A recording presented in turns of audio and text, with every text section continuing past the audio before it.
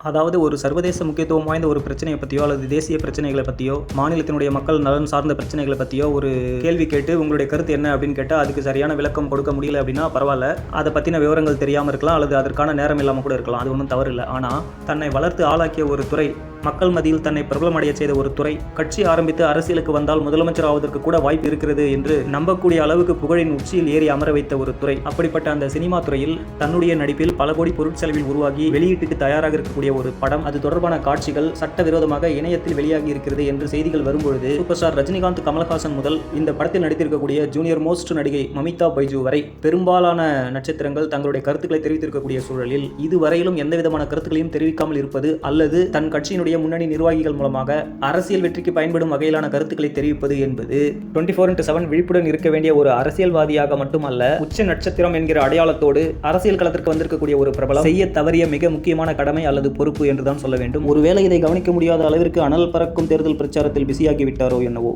Thank you.